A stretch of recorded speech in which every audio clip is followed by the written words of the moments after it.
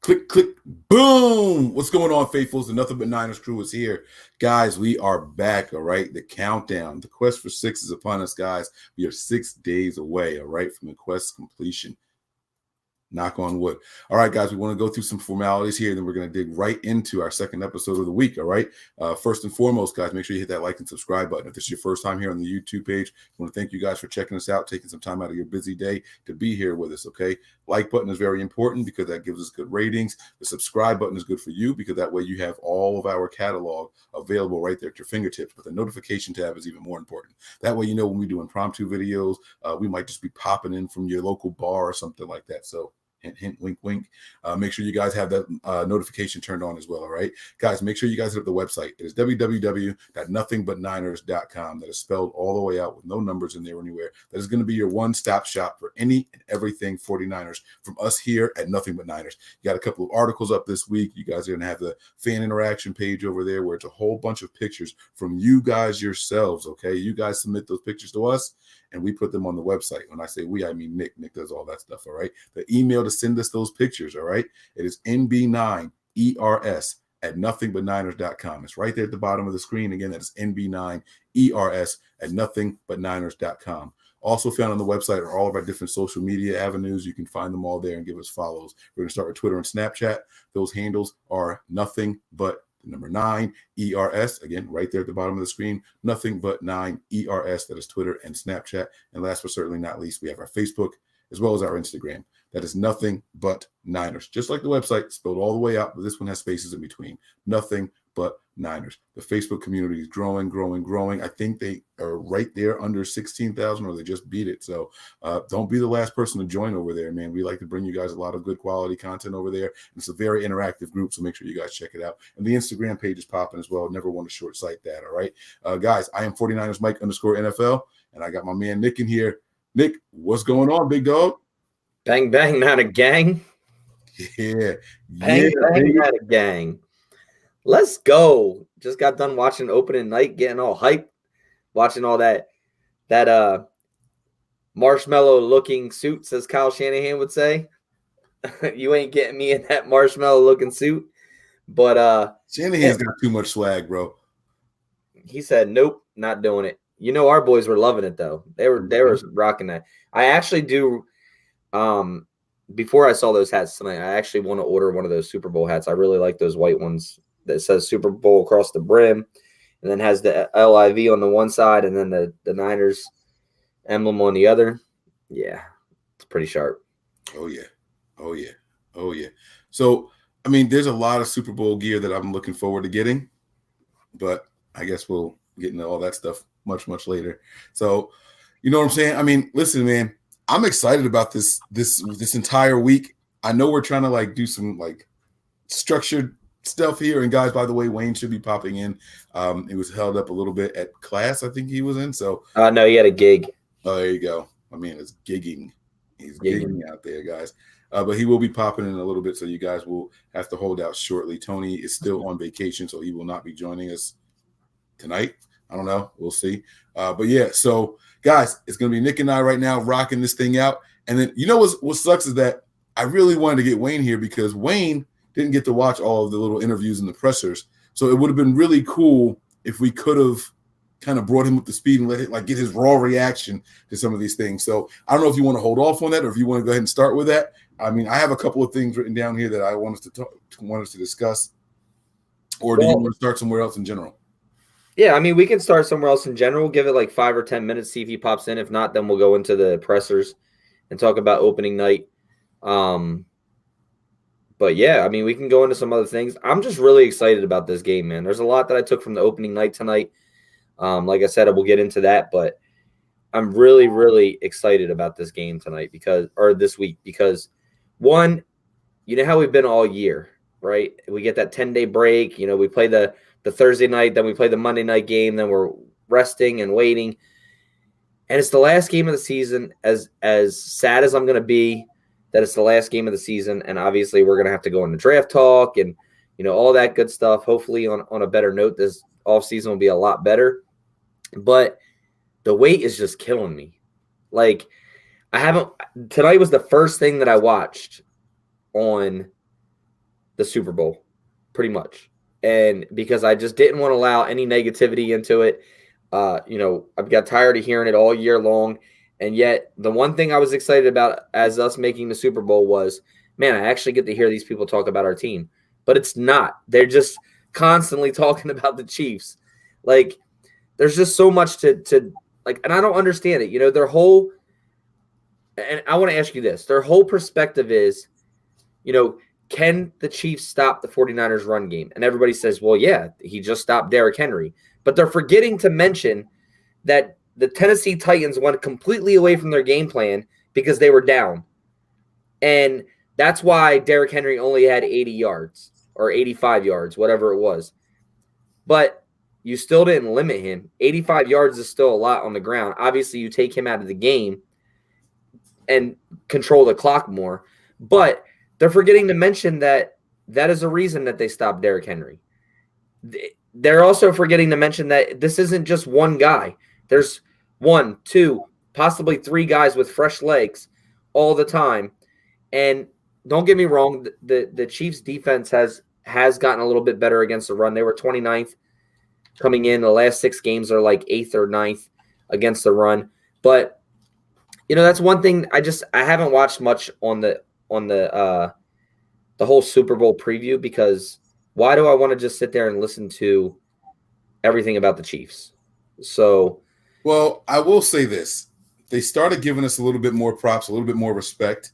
But it was, when I say a little bit, I finally started seeing them talk about our offense today, our offensive stats. All of a sudden, the narrative is it's not changed, but I just saw, I heard a little peek of it today, just a little bit. And it was like, well, people are talking about this Chiefs offense and what they can do and what they've been doing, but they're forgetting that the 49ers have the second highest scoring offense in the NFL this season. And no one's talking about that going up against this Chiefs team. And I'm finally like, thank you, because the entire time, they were talking about the Niners, but it was like, yeah, well, are they going to be able to stop this offense? What are they going to do about Mahomes? Jimmy Garoppolo is no Patrick Mahomes. Like that was all the talk this entire time.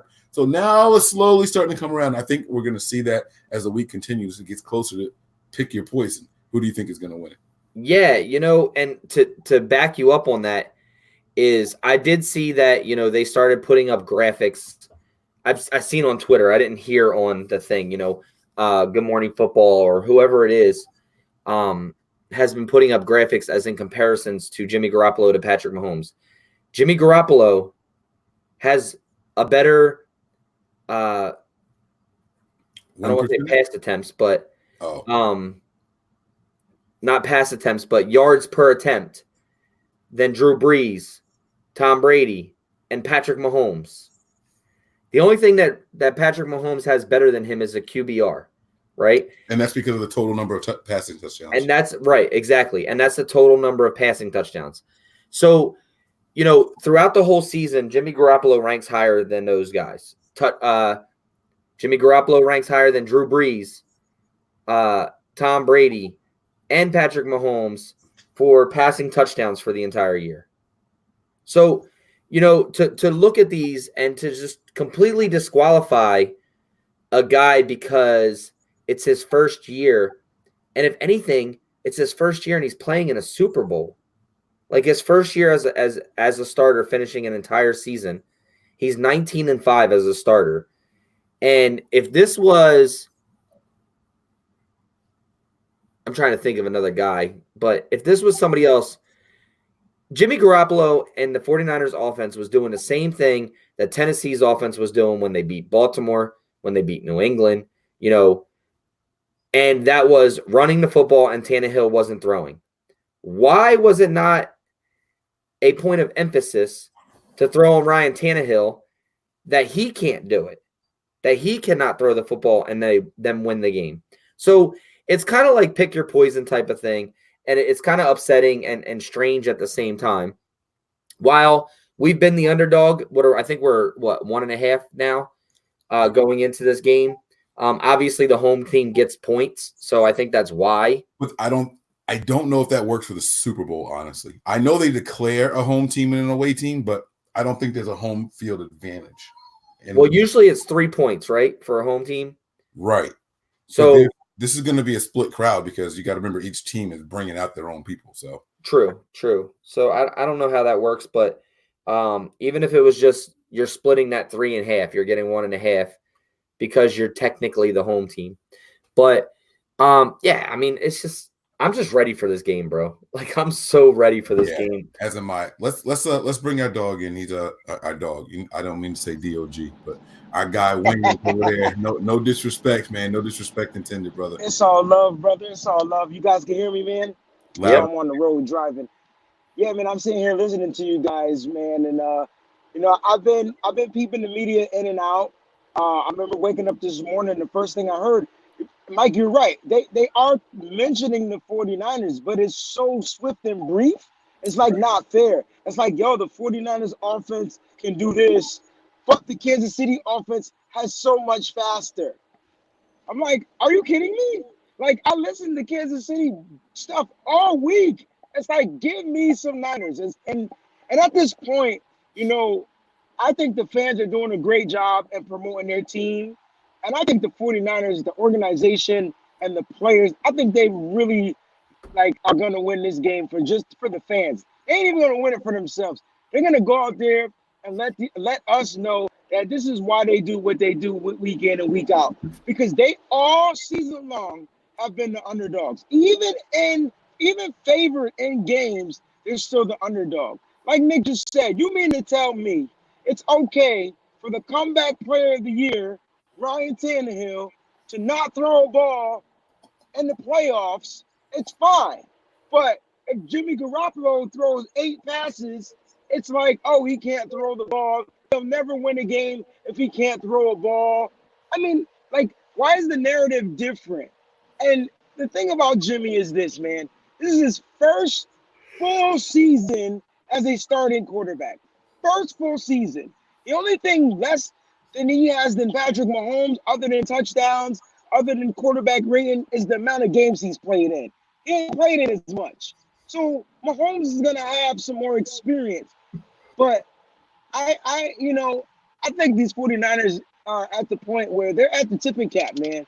I tweeted earlier today, there's no doubt in my mind that Kyle Shanahan is not going to try to put up 50 points. There's no doubt. No doubt. No doubt. Like, when I mean 50, I'm not just talking throwing or just running. I'm talking about a good old fashioned ass whipping for the stuff that he's been enduring for the past 2 weeks. The whole 49ers organization has been enduring nothing but disrespect.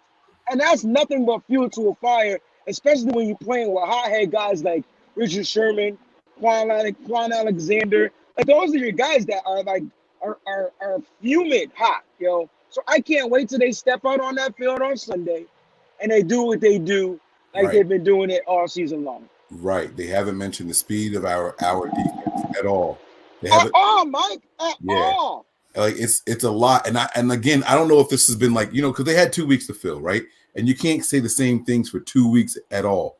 And so I'm wondering if it was, let's run with this narrative for now and then switch it to this one as the time gets closer. You know what I'm saying? So I don't know. I don't know, guys. I think that's what it is. Well, that's what Wayne was talking about last night. He was like, I waited till Monday to turn it on to see if the narrative changed, and they were just talking about the Chiefs before, and now they're going to talk about the Niners.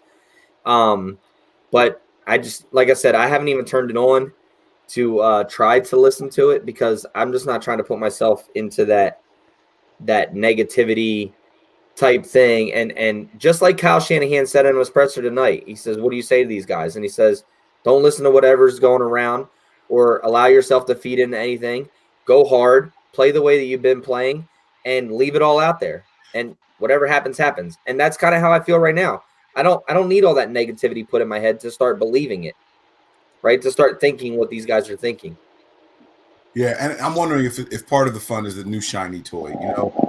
Not that the Niners aren't the new shiny toy because we were just in the basement. The team is the new shiny toy. However, the league is infatuated with quarterbacks. We all know quarterbacks get more praise than they deserve, and that's whether they win or lose. It's blame on the quarterback, or he gets all the credit if they win, right? But when you're looking at it, they're going to say that one is more gifted than the other. Breezy, you were talking a couple minutes ago, and you were talking about how the only thing that Garoppolo doesn't have over, or the only thing Mahomes has that Jimmy doesn't is, and you went on your list about his personal attributes, right? But the other thing that he doesn't have, or that is an incomplete team. See, the Niners are a complete team. We can run the ball for 300 on you, or we can throw it for 400 on you. We can do everything in between. We can go out there and our offense not show up and still win the game because our defense is beasting, or we can go out there and win a shootout where our defense allows 46 points, and everything in between. The Chiefs can't do it that way. They can't. I asked you guys a question the other night. I don't know if you were in here, Mike, or not, but I had asked the question as in, if the Chiefs go down 17 or 21-0 like they did in these games that they played before, I believe you answered and said, they can afford to do that because their offense is so high. They asked that same question, and I seen a tweet on it. I believe it was either an ESPN tweet or Good Morning Football. It was one or the other. I don't remember where it was, but they asked the same question. With this Niners defense and being as good as it is, can the Chiefs afford to go down 21 or 17-0 like they've been doing? It might have been First Take or something. I don't remember who it was, but their answer was quick to say, no, they can't.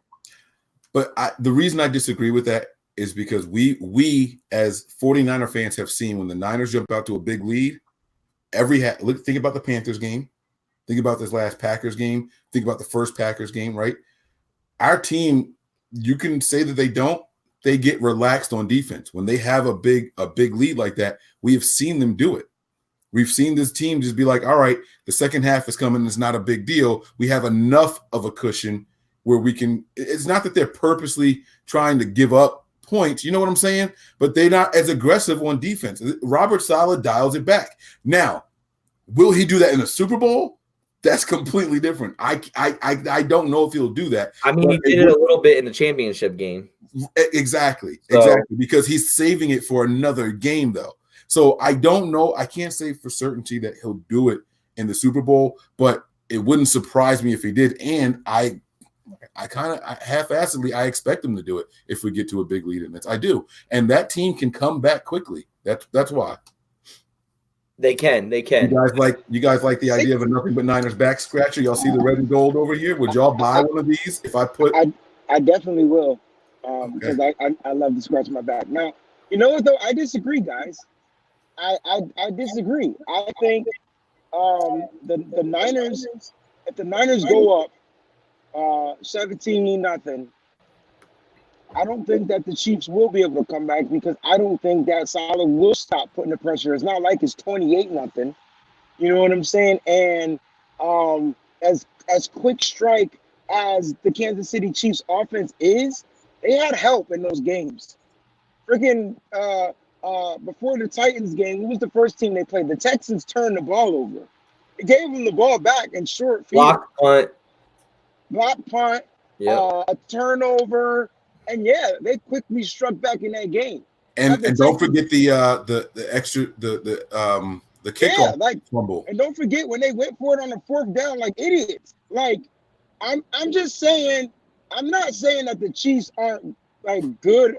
They don't have a good offense, but you're playing against the number one defense. Do you know that the stats show that Pat Mahomes against number one defenses struggles? Like he struggles against number one defenses. All right, so we have the number one defense, and I don't expect him to be all super Pat Mahomes because I think the scheme to get him is, hey, we know he's going to get out of the pocket.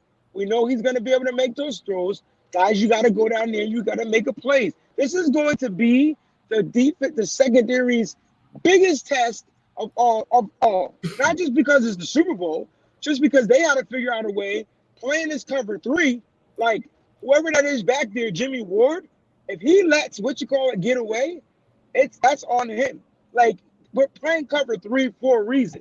Hey man, you protect this deep zone and you don't let no guy beat you deep. You play 95,000 yards back and you don't give up a touchdown. And I think Jimmy Ward, like jumping with freaking Tyreek Hill, that is going to be an awesome matchup. I can't wait to see it. And I can't wait to see Ward lay the smack down because that's what he does. He hits. Look, man, I'm getting super excited because of the negativity. I'm getting super excited because of the downplay, because of the fact that they're not giving credit to where credit is due with this 49ers. I guess it don't matter having a better record than the Chiefs. And record don't matter. Points per game don't matter. We have a better offense. We have a better defense. And we have a better record. I guess it don't. I guess not. Watching the opening night tonight, they were talking about they were talking about, is this the best defense that the Chiefs that Patrick Mahomes faced this year? And they literally said this isn't only the best defense he faced this year, but in his entire career. It's legit. That this is the best defense he's going up against for his entire career. Now you take this and you look at our system, right? Who else runs our system? You got the Chargers, Seattle. You got Jacksonville, you got Seattle. But the difference they struggle against. The Chargers gave them some trouble. The Chargers literally could have won that game. Phillip Rivers threw like 4 or 5 picks. They still put up 26 points on that defense, though. They put up 36 points, but they also were missing Derwin James, who plays their cover 3 deep safety. Right. But if you look, but what I'm trying to say here, Mike, is this defense from the front all the way to the back is more talented overall than the Chargers defense. And the Chargers could have legitimately won that game if they don't throw the ball and turn it over 5 times on turnovers. That defense was holding them.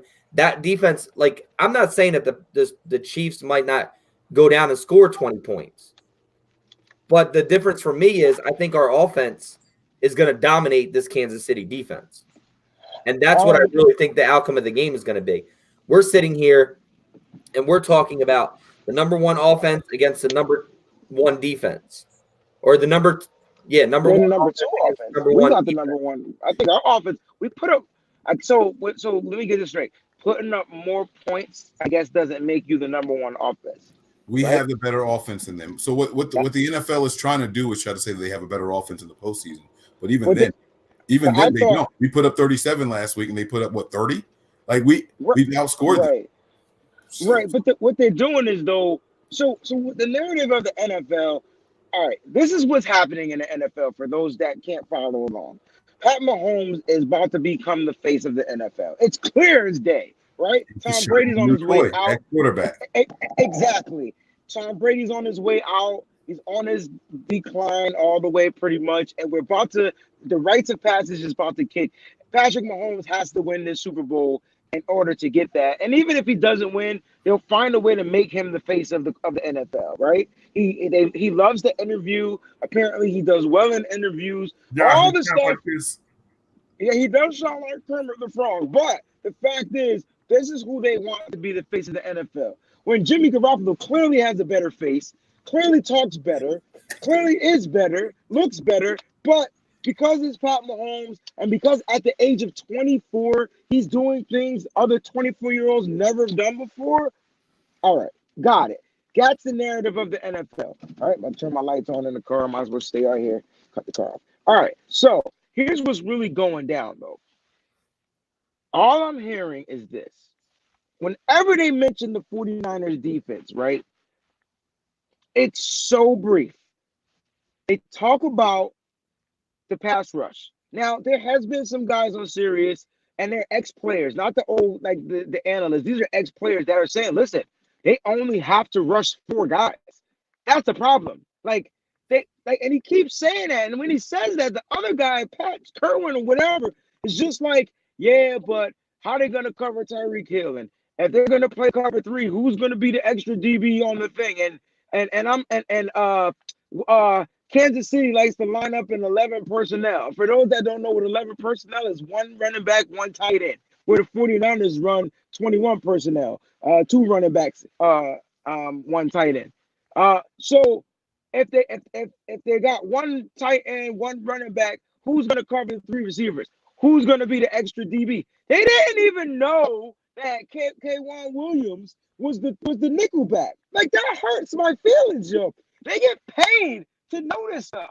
Like, it's the Super Bowl. Like, if you don't know the teams in the Super Bowl, I feel like you failed at your job, right? Because you have 2 weeks, 3 weeks, all playoffs to prepare for these teams. You're supposed to know these 12, however many teams in and out.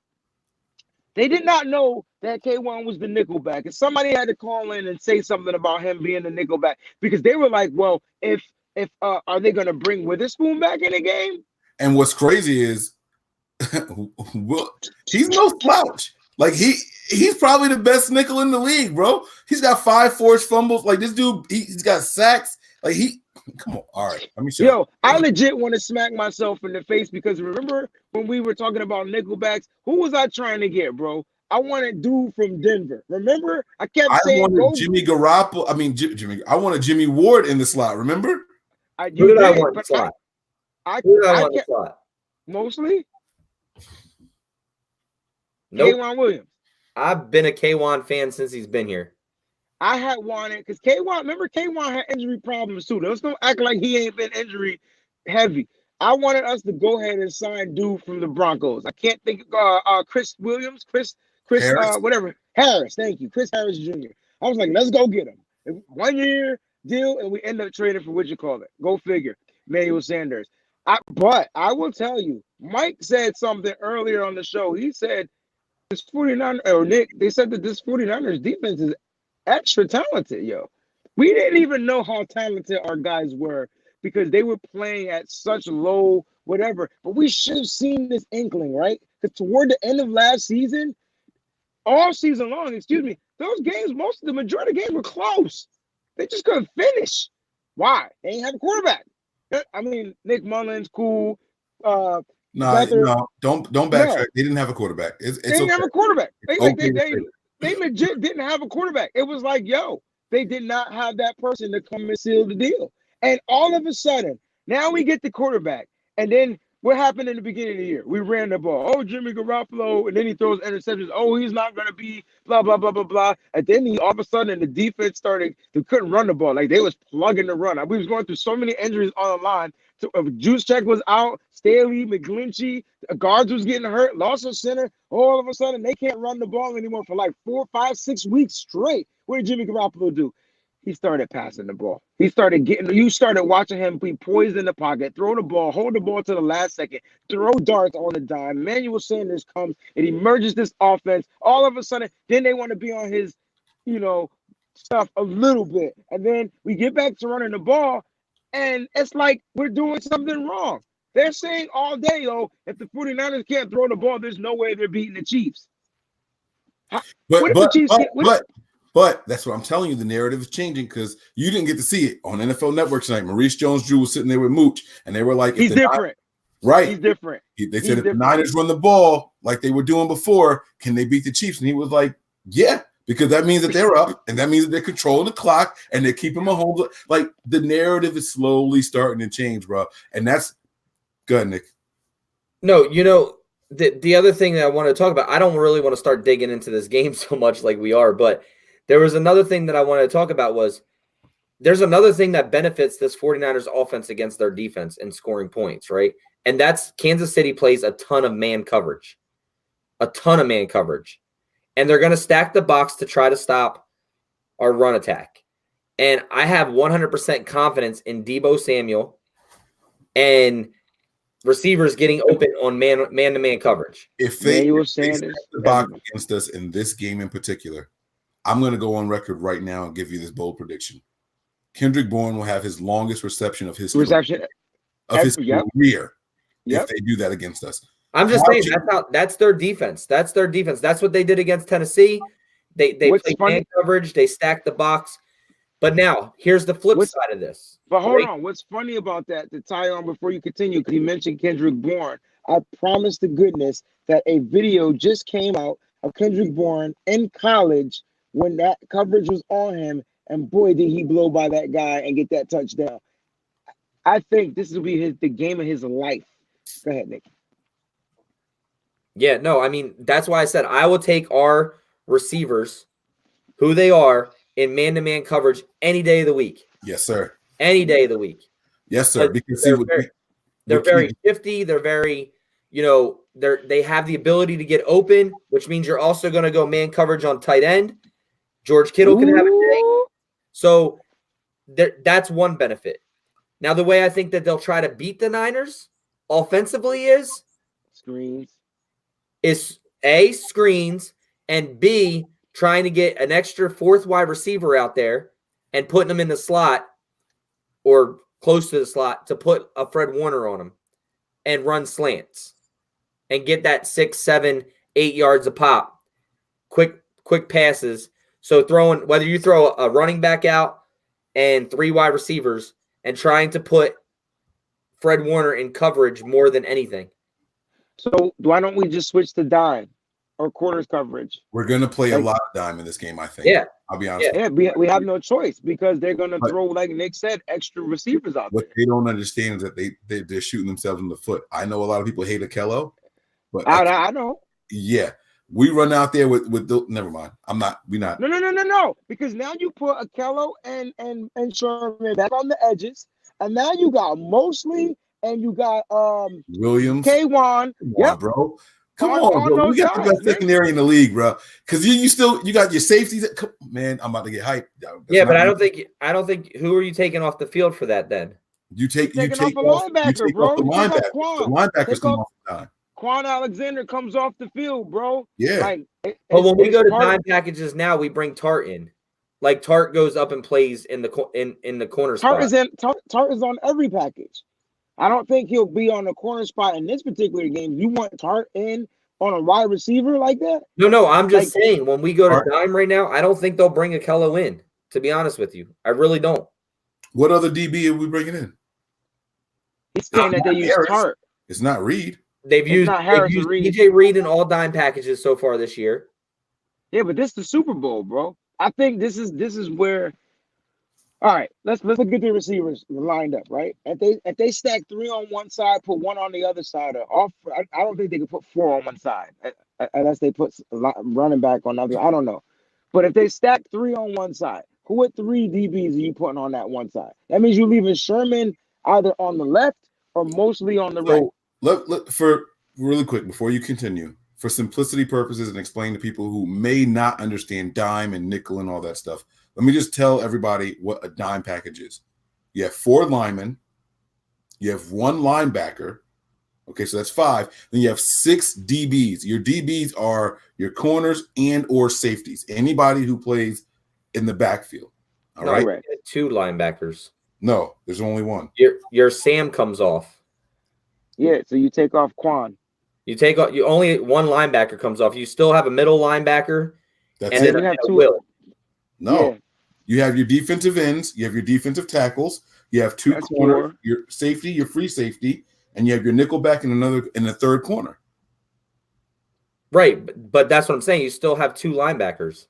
There's no that would be 12 people. That's what I'm saying. One of those guys are in coverage. There can't be 12 people on the field though. No, there's not. I'm saying there's still 2. You have 4 down linemen. Two linebackers, that's 6 and 6. And then you have 5 defensive backs. You don't have 6 defensive backs. You take the Will off. Right. You take the Will linebacker off and bring and you have 5 defensive backs. Right. And then that's not how it works. Hey, there's 2 linebackers in dime package. Okay. Your Mike and your Will. And then your Sam goes off, whoever your Sam is, and you have 5 DBs, 2 linebackers, and 4 down linemen. Who would you rather have? Because can't Quan play Will?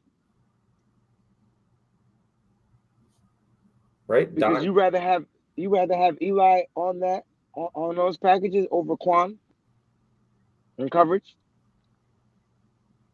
What's that? I couldn't hear you. I said, doesn't Quan play the Will linebacker too? Because wouldn't you rather have him in over Greenlaw? No. Really? Yeah, because right now Greenlaw is playing Will. Right. So Oh, so Quan all could right. play it too. The So nickel wouldn't you rather have our nickel package we only have 2 linebackers. Our dime package we only have 1. okay? That's the difference. So Nickel, there's 6 DBs on the dime package, right, and there's not only 5 5 DBs on on the our nickel nickel package. package because then that's Okay. when it's Fred and Quan in our dime. I mean, So not if we Quan. ran, Not Quan. I meant Greenlaw. I apologize. yeah. That's So the difference. Dime is when you go heavy with the DB. DBs. Right. Yeah, That's yeah. when you That add an makes sense. actual. You take off one more linebacker and you add another DB in dime. Nickel is when you're out there with 2 of them. So adding that extra DB, you mean to tell me we're not gonna bring Witherspoon in the game? No, I don't think they're going to change it up. I think they'll keep DJ Reed, who has been coming in all year. And that's possible. That is possible. I don't All I'm want saying is I don't think they're going to bring Akello into the game. That's Okay. I think they're not going to change things up. They're going to keep it the way that it's been. Why would you take Akello's been benched and DJ Reed has been playing dime? Why would you take him out for one game and put Akello in when he's been playing that position all year long? because Akello's also the first reserve linebacker. I mean, God, listen to me. Akello's the first DB. reserve corner. Yeah, he's Corner. the first reserve corner. I didn't mean to say linebacker, guys. I'm sorry. Now, That's what my logic is. I hate DJ Reed. I think he's the worst corner on our team. Right. So then again, But I just don't think if you put Akello back to where he goes, right? Probably on Watkins or whatever, and then you take out Reed and then you slip K1 or whatever, or mostly on one of those faster guys. I'm thinking speed, guys. I don't give a fuck about who's whatever. I'm thinking straight speed. I'm thinking big on the outsides. You're not going to take Richard Sherman out. He's slow as shit on the team.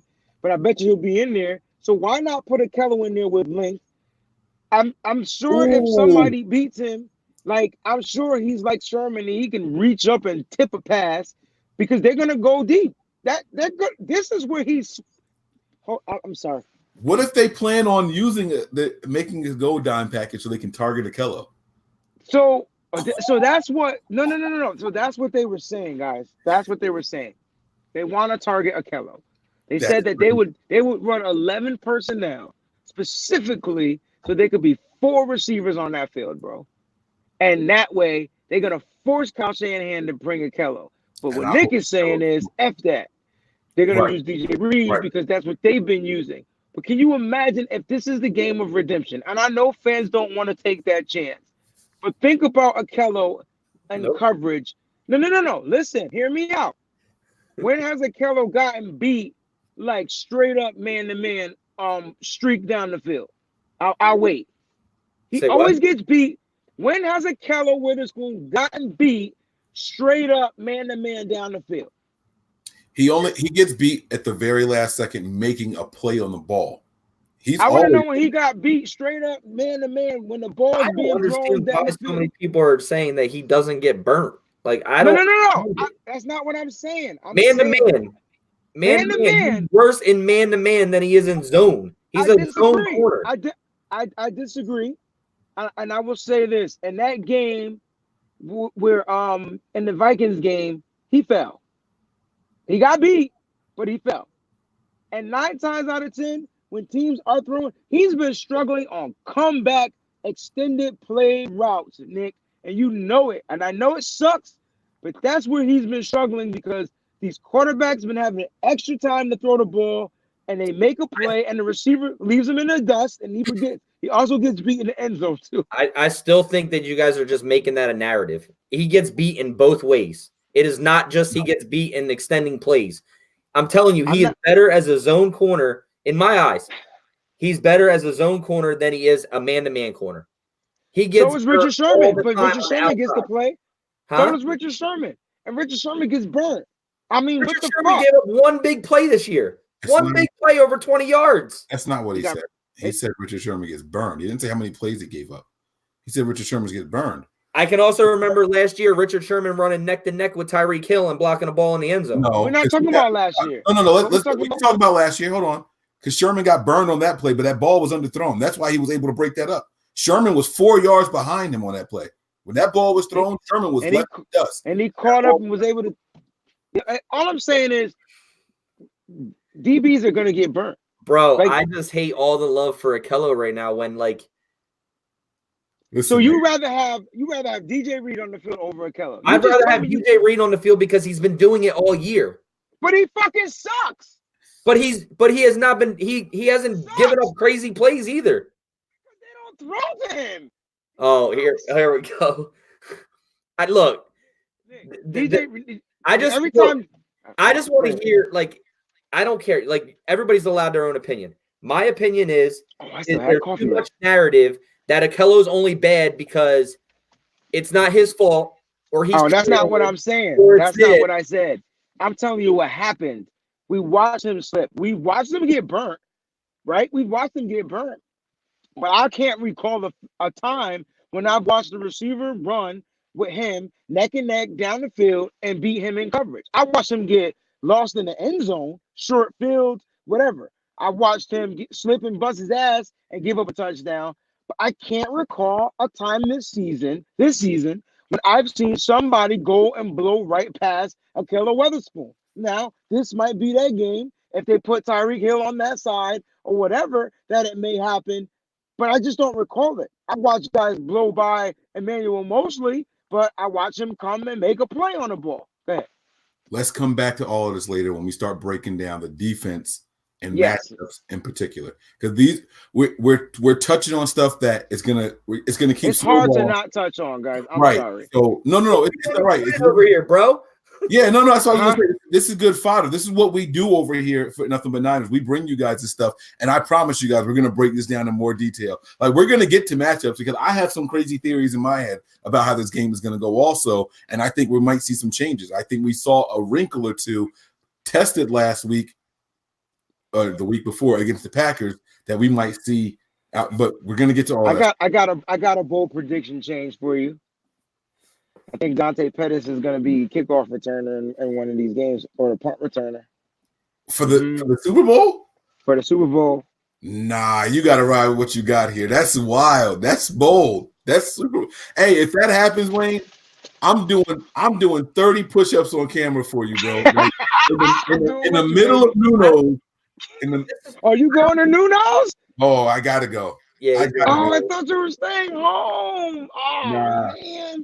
I can't, man. I can't stay home for this game. I got to get out. I got to go somewhere, and I want to feel energy this game, man. I got to get out.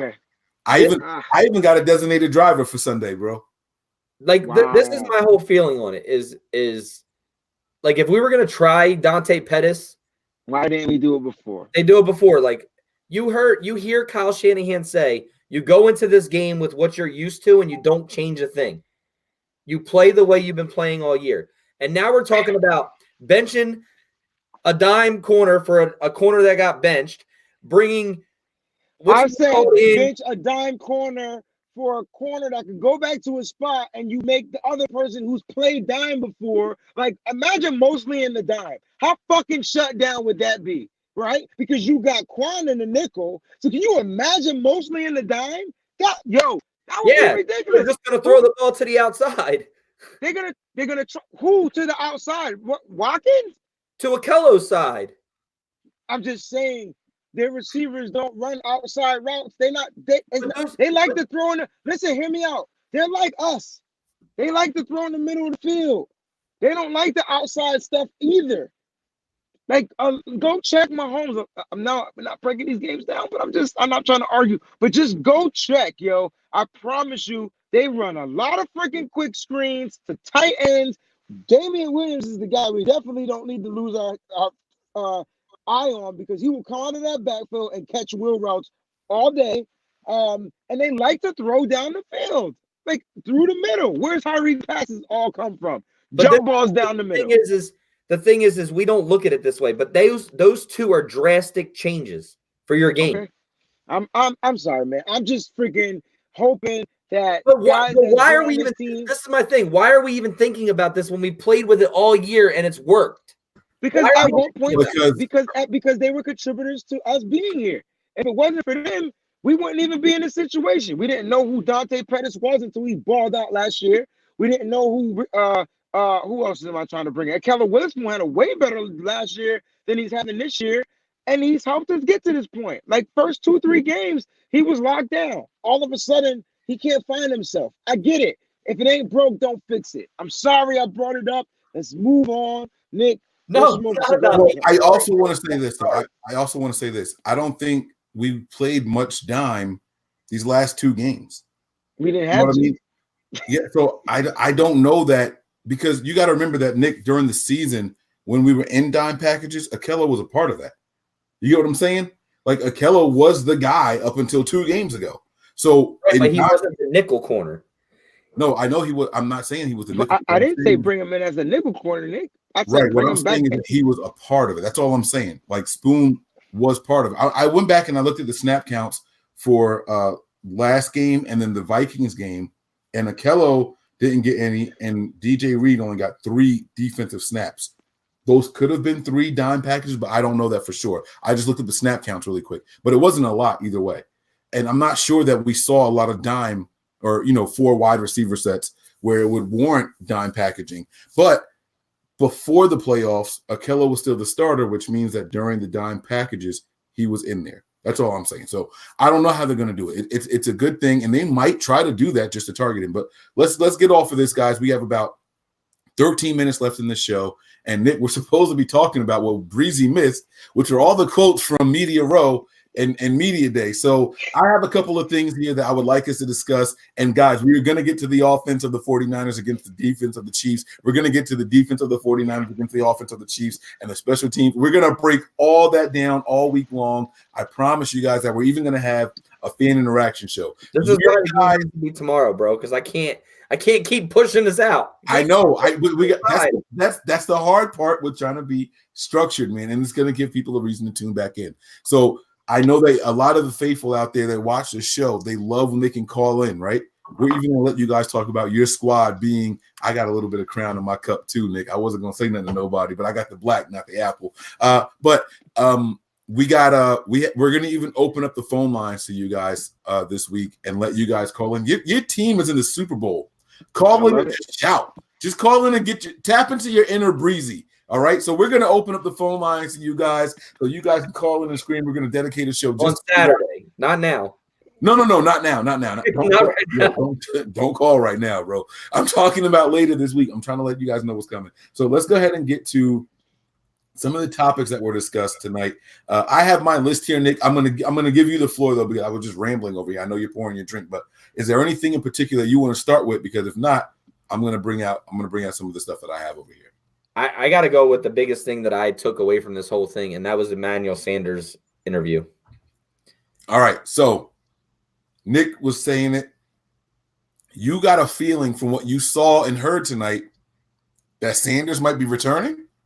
Yeah, I just look, in the beginning of the year when Emmanuel Sanders came over here, somebody asked him the question as in, you're only here for this year or whatever, what are your plans going forward? And he says, I'm not here for the money. He's like, I've played my years for the money. I want to find a locker room that I just gel in, that we have fun, that we win games and we compete, right? And I said, this Niners team, and I was like, I want to see how he gels with these guys, right? And right from the gate, he started gelling with these guys. Now, he's been on some really good teams, right? He's won a Super Bowl. Well, 2 Super Bowls. Steelers and Broncos. He's been to 2, and I think he won 1. The Pittsburgh game he won, and Denver, didn't he? He won both. I thought he went to 2 with Denver. They lost 1 and they won 1, I thought. I could be wrong. No, I think he was with. I thought he won in with the Steelers, yo. Yeah, one with Pittsburgh and one with Denver. This was pre-Antonio Brown. So he still could have lost 1 with the Broncos, right? Because didn't the Broncos play the Seahawks? They went to 2. They got smashed in 1 and they won the next one. So okay, he did win 1. I apologize. I forgot about the. No, that's right. But either way, I think he's got 2 Super Bowls. It was Denver and Pittsburgh. I don't remember, but either way, it's a moot point. But the fact of how he talks about that Denver team, that 2015 team, and he won that 2015. That team was like a really, really good, fighting team, together, brotherhood type thing, right? And I never thought I'd hear him say this, but tonight, Michael Irvin asked him and said, "Why do you think this team is here?" And he says, "There's just a different chemistry with this team," right? I'm going to put this in different terms, obviously. It'll be the same point, but different terms. It's not going to be word for word.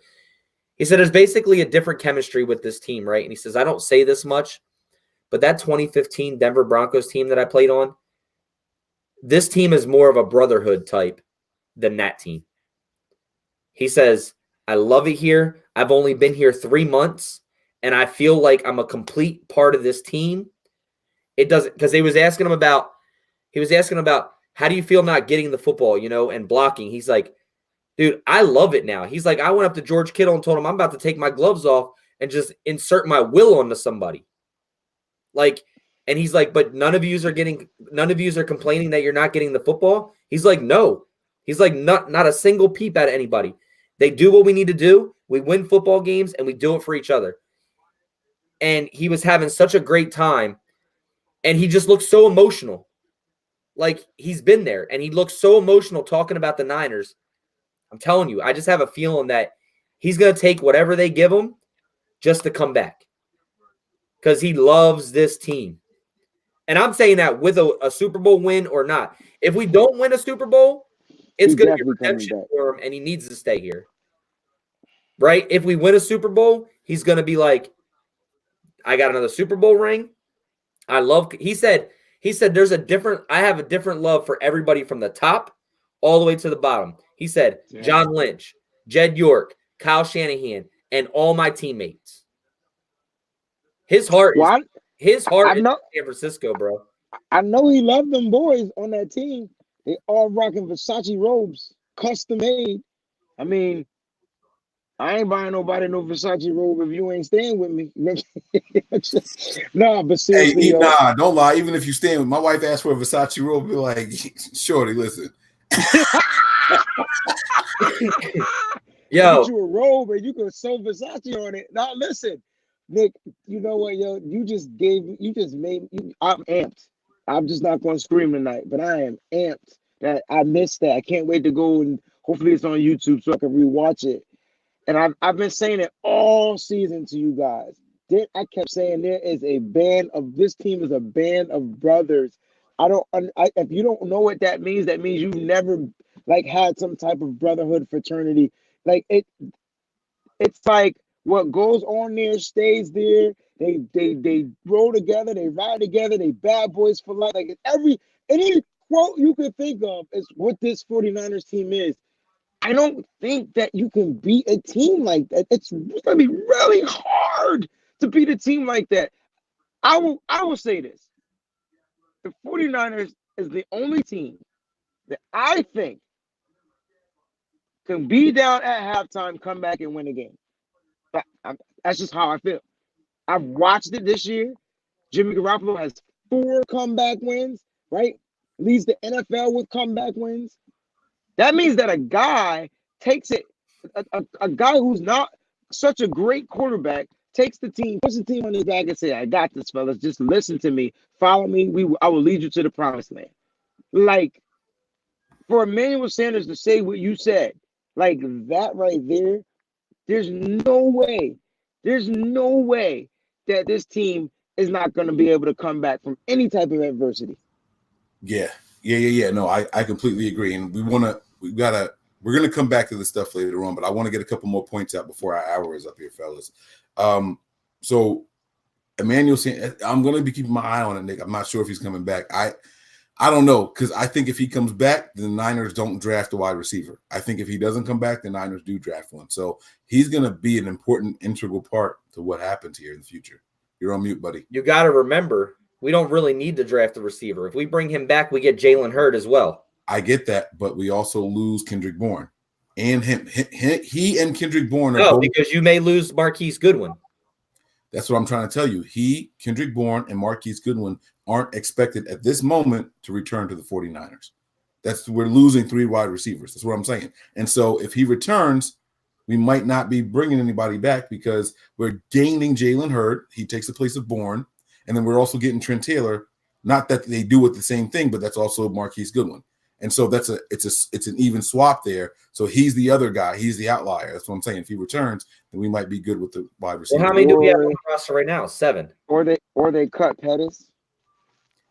We have 7 on the roster right now. I don't think there's 7 active wide receivers. It's Richie James, Deebo Samuel, Dante Pettis, Emmanuel Sanders, Dante Pettis, Kendrick Bourne.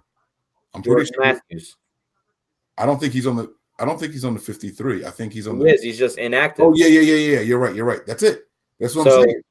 But so you lose Matthews, right? You lose Goodwin.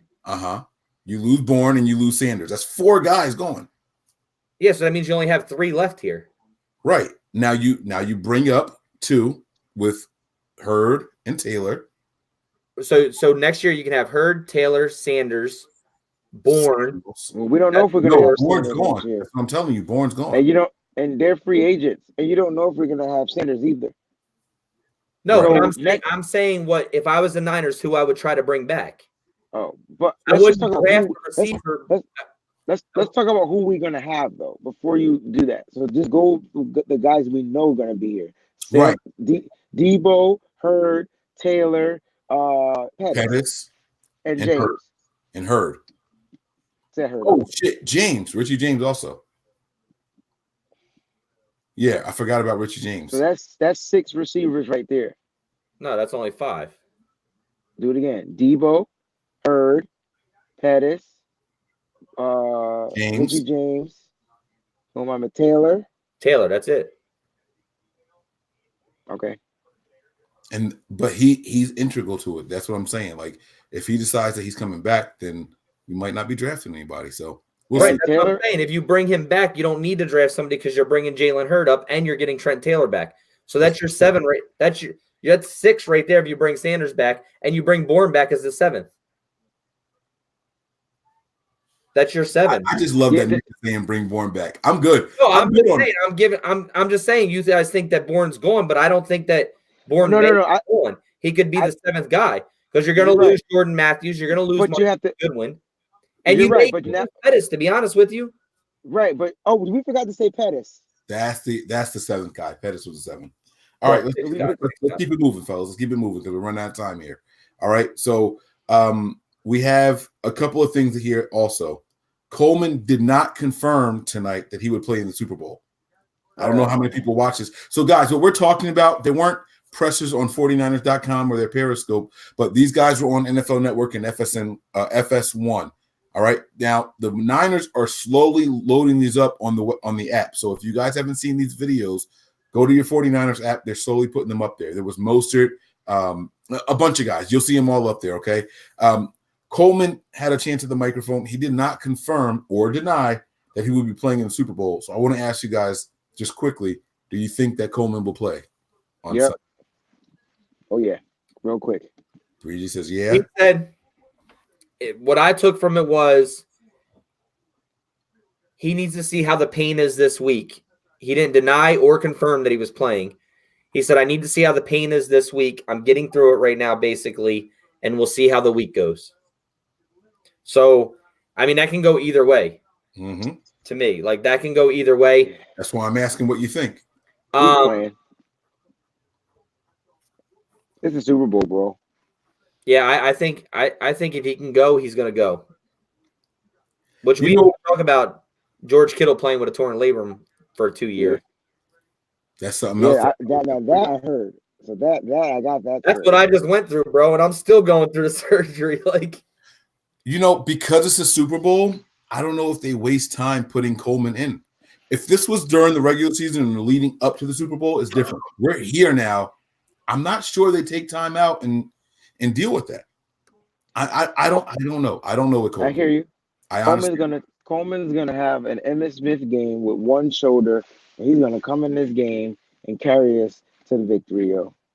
All right. That's what's gonna happen. Now, This one is actually about Travis Kelce. So they did this thing where they had Jimmy Garoppolo and Kermit or Patrick Mahomes on one side of the stage, and they had Richard Sherman and Tyrann Mathieu on one stage, and then they cut and they did the tight ends Kittle and Kelce.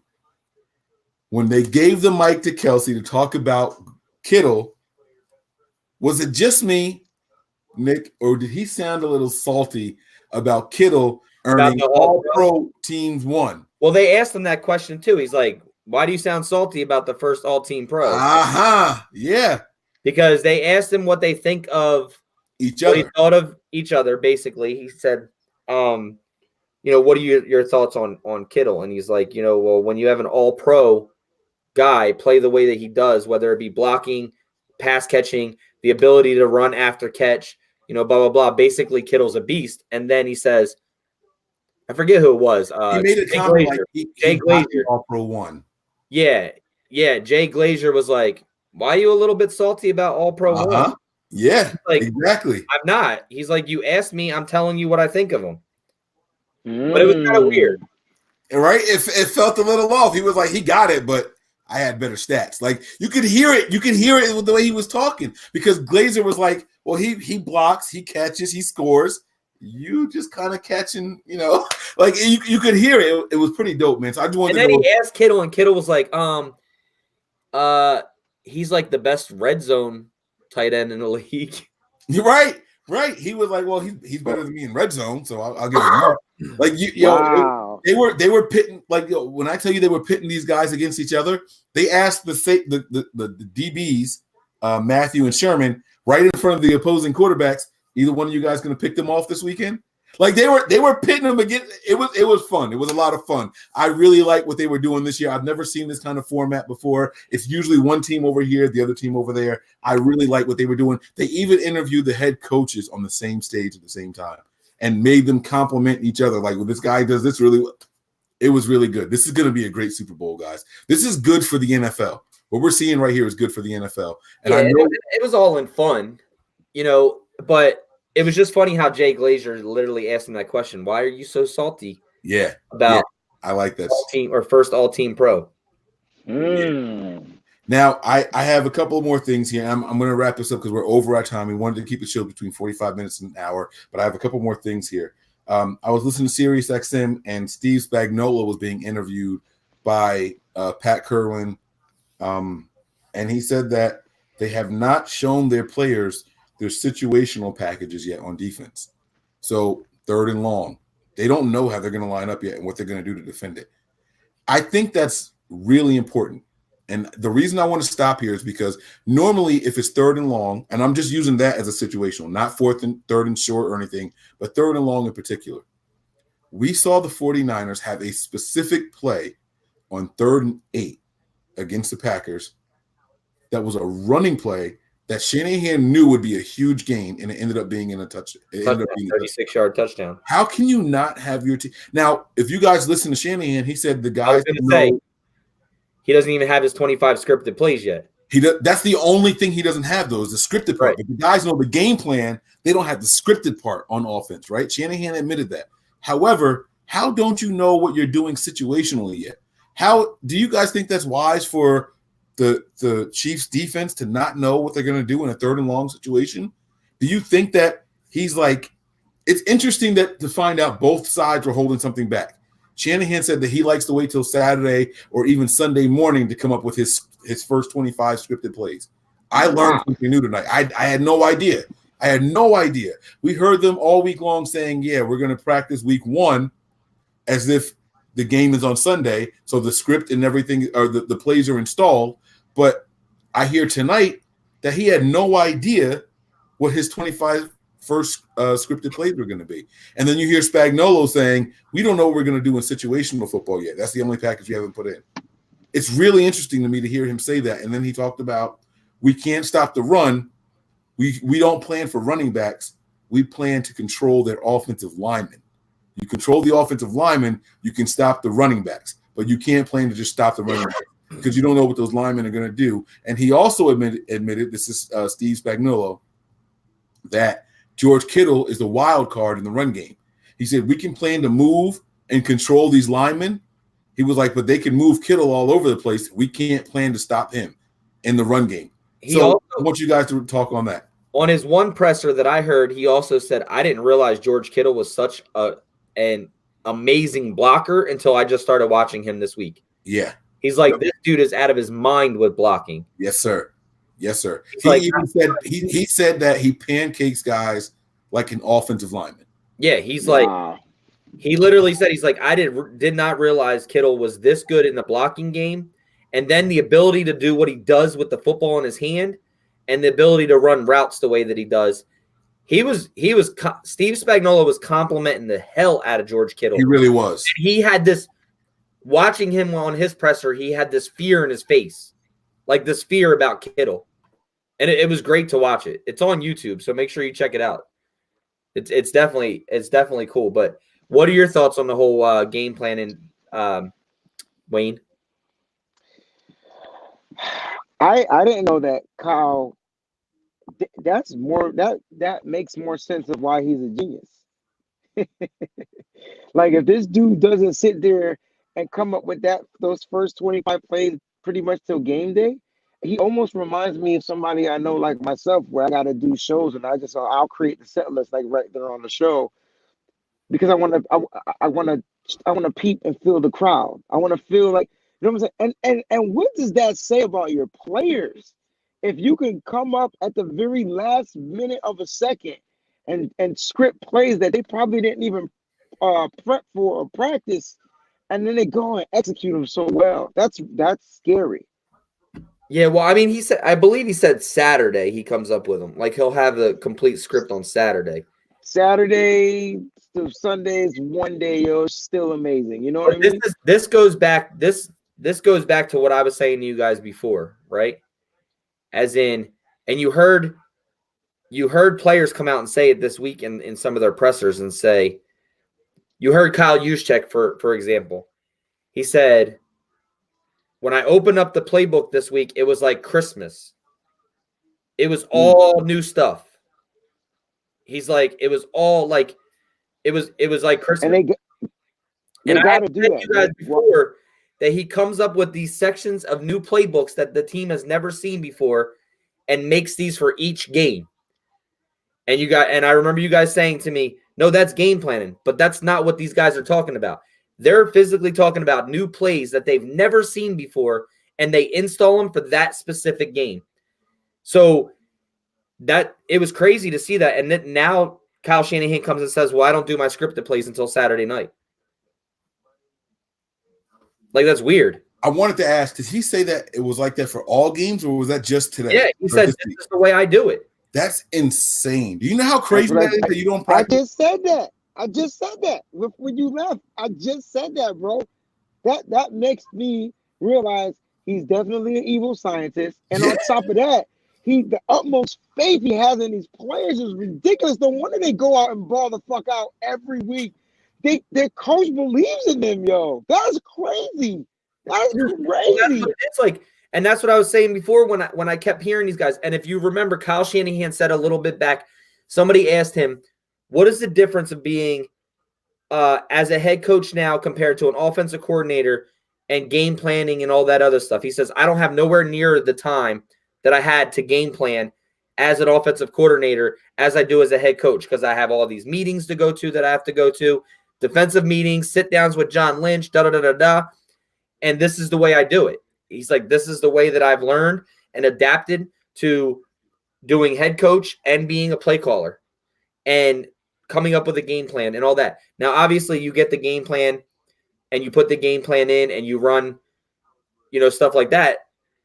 And you get a new game plan each week, obviously facing. And you heard other guys say, you heard him say today in his thing when they asked him, well, what did you learn differently from the last Super Bowl 3 years ago compared to what you're going to learn this time?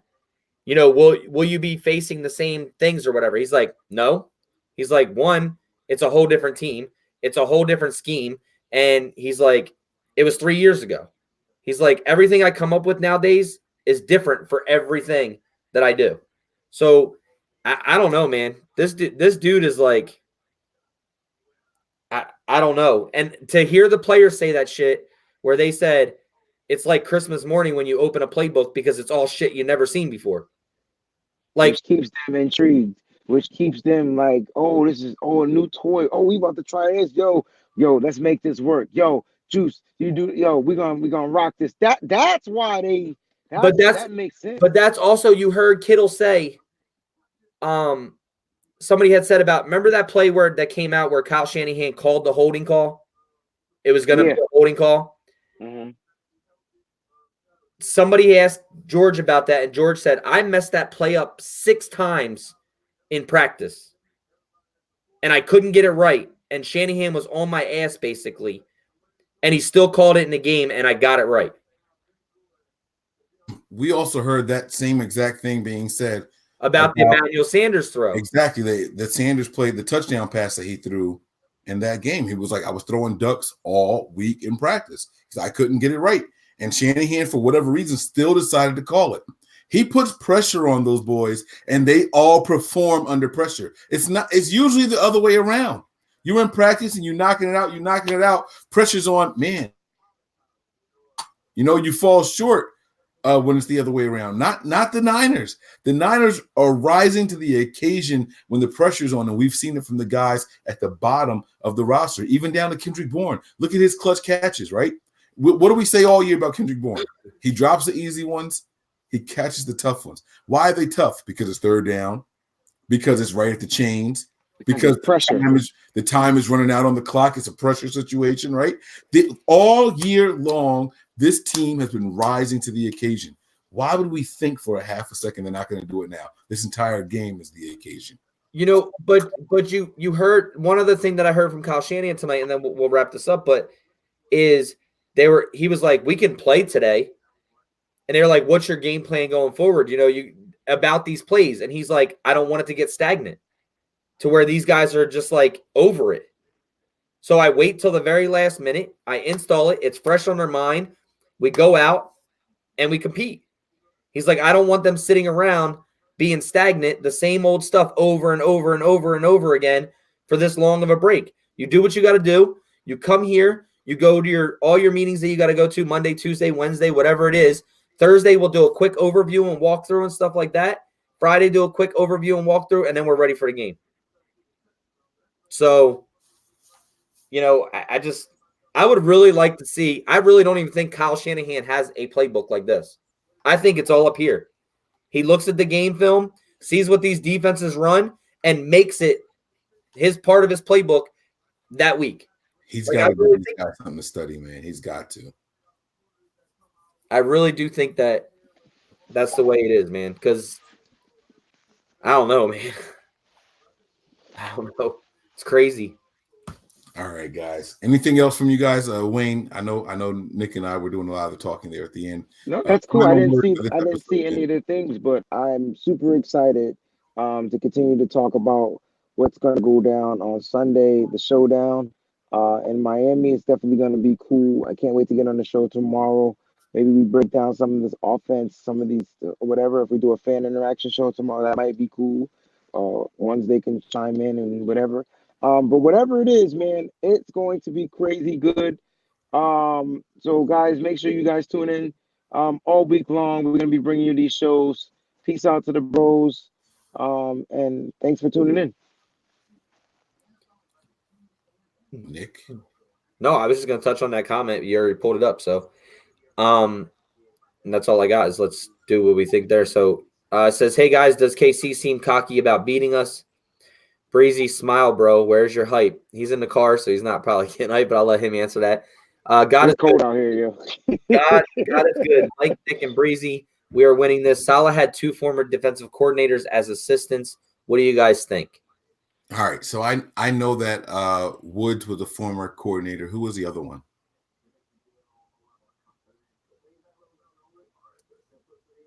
Wasn't Kosaric a defensive coordinator in Detroit? No, he was the defensive line coach. I could be wrong. Let me not speak with such certainty. I will look that up.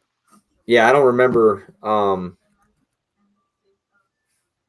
don't remember if he was a defensive coordinator or just the.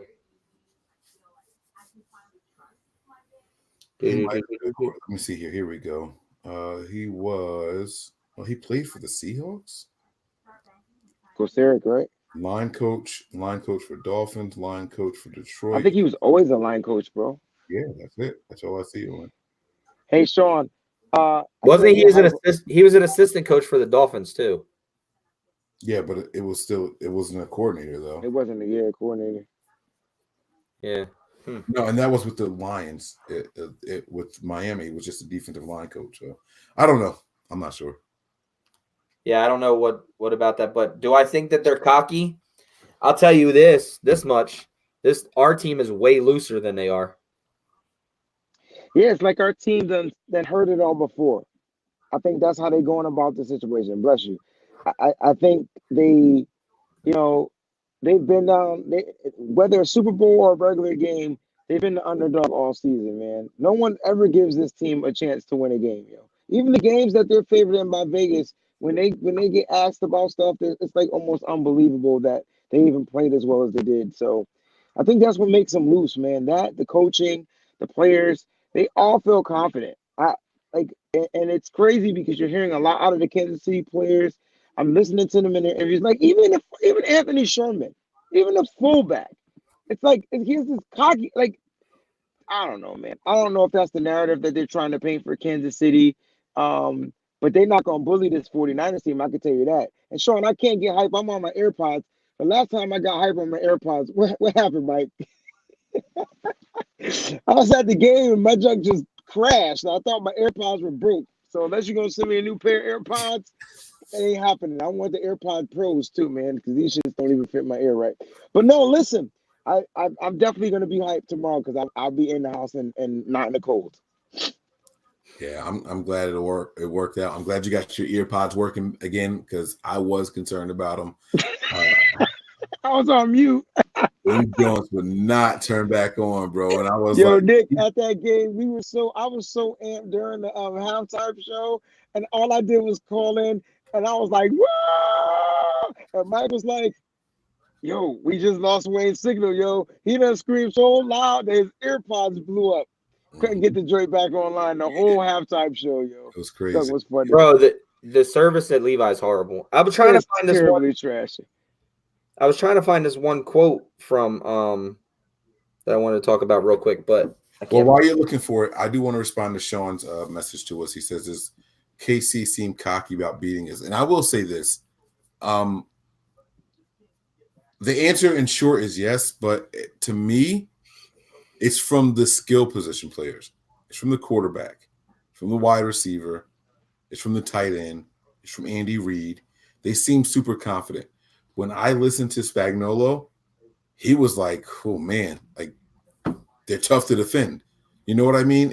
So from the defensive side, no. But the offense, they seem like they were all with it, I was watching the body language of today, how these guys were walking out, going to these podiums and the different stands and everything. Their offensive linemen didn't look super confident. I'll be honest with you guys. Their backup tight ends, their running backs didn't look super confident. But their quarterback, yes. Their wide receivers, absolutely. Their tight end, for sure. And like I said, you can tell, to me, based off of what I saw today when Kittle and Kelsey were standing next to each other, Andy Reid has a big game plan for Travis Kelsey. He feels like he's going to assert his dominance and show the league why they were wrong by giving Kittle AP number 1. That's what his body language said to me. And that's that confidence, that's that cockiness that Sean is talking about. I'm not saying that they think they're going to win. I mean, I'll be honest with you, if my team is in the Super Bowl and they don't think they're going to win, that they shouldn't be my team. So that's cool.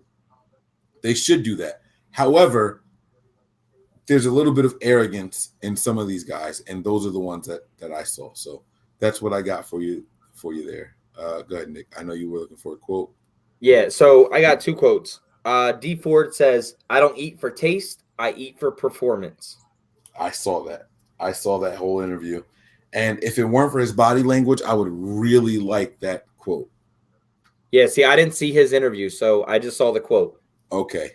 So That's They why. were asking Ford questions, and he seemed kind of annoyed. Like he almost seemed like he didn't want to do it, and he was just kind of brushing. Like the guy was like, "Oh well, who's the worst cook on the team?" He was trying to have fun with D Ford. You know what I'm saying? And he was like, "Me," because I'm the worst cook. Like he just didn't care. And then it was like, "Well, why do you say you're the worst cook?" I don't eat for taste. I only eat for performance.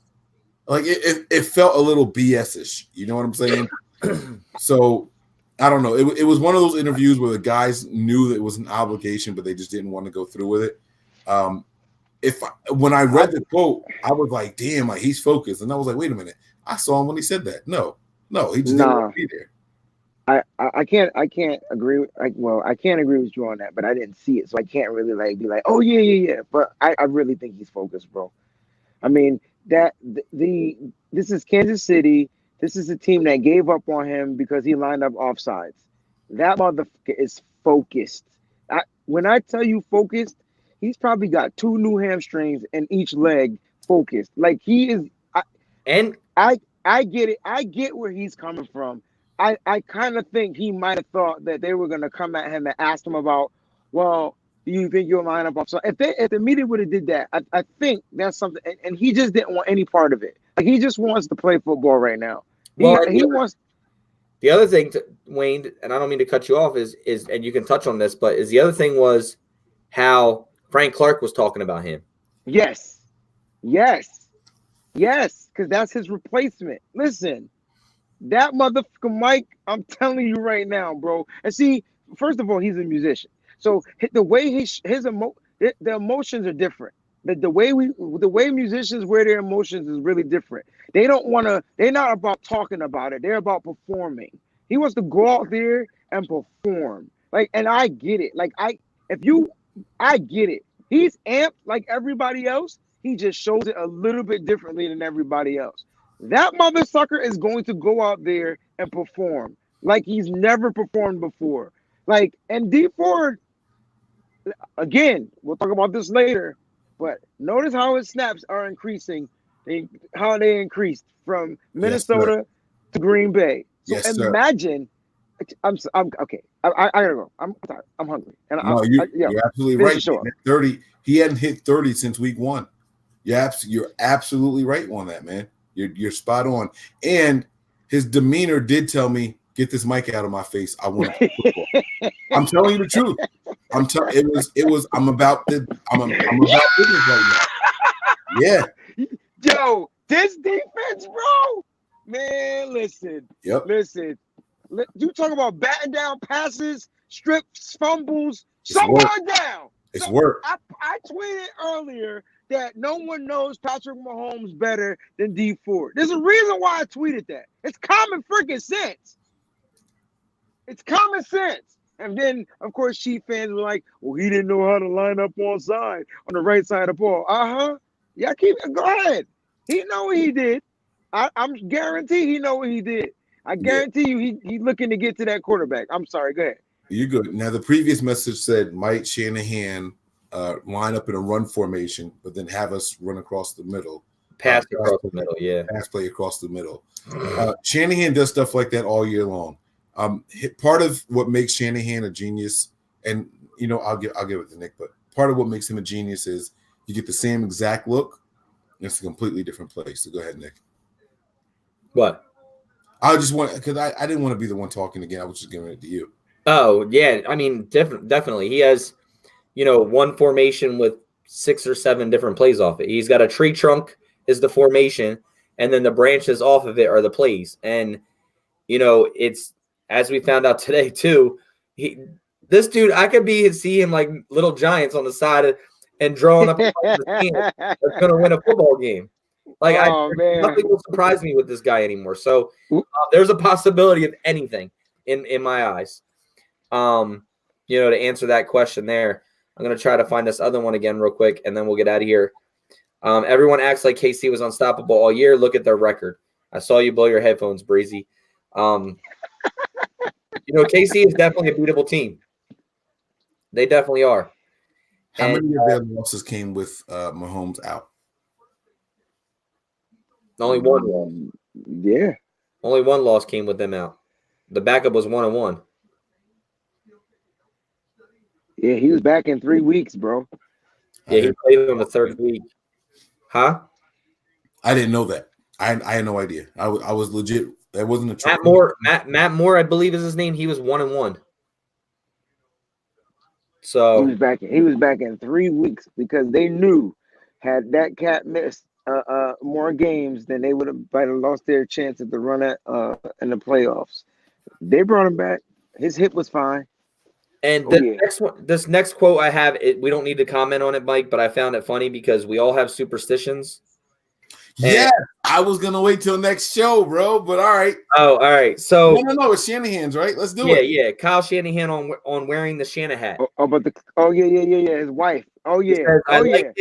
I liked it, but I wanted to change. And I told my wife I was going to do that, and she freaked out on me. She tells me that was the reason we're winning. I know it's not, but if I don't wear the hat and we lose, I'll have to deal with that forever. I'll finish it out this year. There's only one game left. Shanahan is superstitious just like the rest of us. If you want to go back, I said that before. I'm like, he doesn't have his red hat on.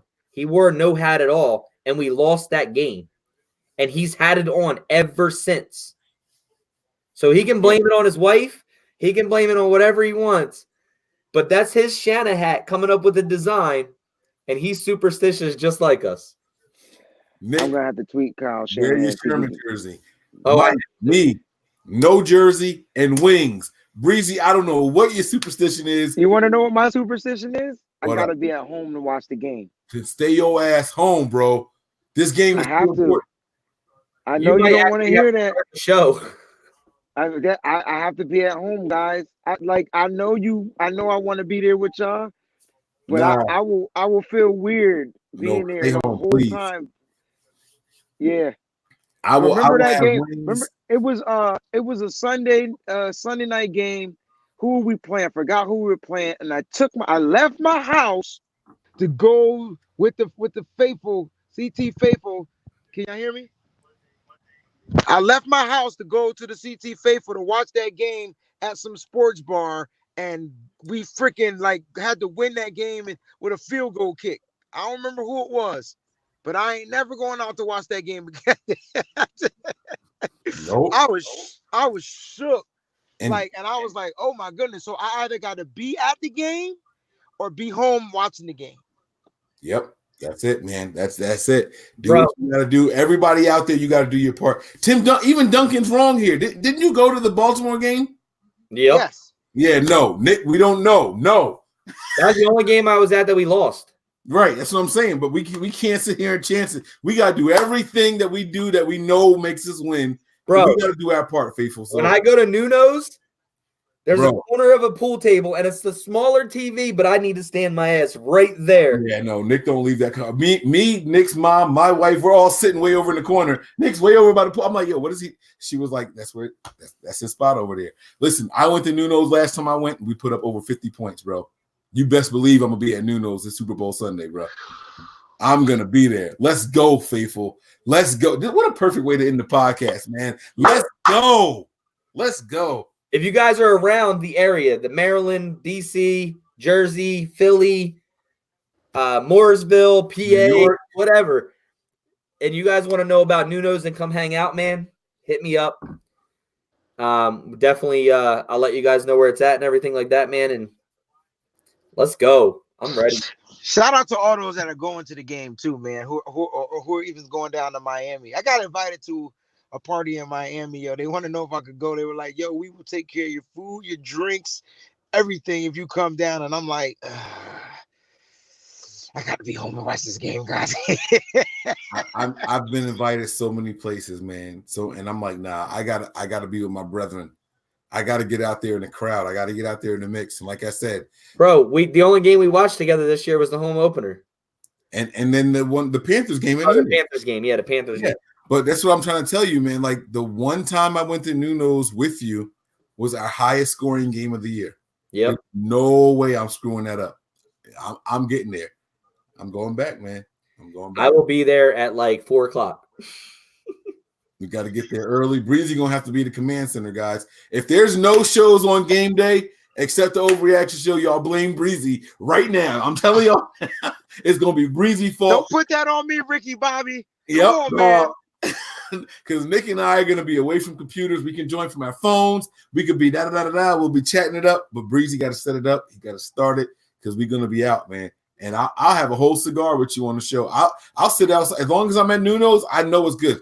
I know it's good. I'm telling my wife she got to come. Like, bro, like it's time to get busy, man. Wow. We All getting right. busy, bro. I'm pulling out all the superstitions. Cross toes, cross fingers, cross eyes. If we got to do that, I don't care what it takes. We got to do it, man. All I'm saying is I'll probably get yelled at again this week. But if Mostert scores again, I'm doing the surfing on the pool table again. Let's go. Let's go. Yo, I ran from my spot and slid across the pool table and did the surf and stood up on the pool table. God. Oh my God. I'm gonna catch that on camera. I was mad because I got chalk all over my white jersey, like the blue chalk. As long as we win, baby. As long as we win, man. All right, faithful man. Listen, guys, we're gonna wrap this thing up. Wait, I have a question. So last week, I was carrying hot dogs with my Sherman jersey on, and somebody bumped me and put ketchup and mustard stain on it, right down the middle. And I haven't washed it yet because we won the NFC Championship game. That way, it was before the game started that happened. Nah, you gotta wash. You don't wash that dirty ass jersey, Nick, man. Go put that jersey in the wash machine or something, man. I will when I do laundry. But when I do laundry tomorrow, I was gonna make sure that I need to wash it. Yeah. Oh no. Some things you gotta wash off. You got to do that. You got what you gotta do. That's the way. Mustard. And look, George Padillo's like mustard. Yeah, that stain might not come out now. Now mustard will come out. You just gotta first break it with some. Oh, I already scrubbed it. Like it doesn't look like the stain. I already scrubbed it out. Oh, so you pre-treated it. I get mustard on my finger, and the yellow dye stays on my finger. I'm scared of mustard. I ain't gonna lie. It's great, but that dye in there, that's real, man. Spray and wash, people say. Yep, spray and wash, bro. All right, fellas, man. We got some victories coming up, man. I can't wait to continue this, man. You guys make sure you're locked and loaded. We already told you guys to make sure you have your notifications turned on. We will be back for all week long, guys. Every single day this week. I don't care if it's just a 10-minute show. You guys are going to see our beautiful faces. I promise you guys that. So make sure you're like, subscribed, and your notifications are turned on. Hit up the website, guys. It's www.nothingButNiners.com. Let's go. You're going to be led to everything else that we do from that one spot right there. So I'm not going to beat around the bush. Nick, Wayne, on behalf of you guys, I salute you guys, man. Let's get ready to rock out the rest of the week. Final word from you guys. What's up? Let's go. See you tomorrow. That's it, man. That is it. Prepare for glory. Anticipate pain, but always remain faithful. We out of here. Peace. Bang, bang.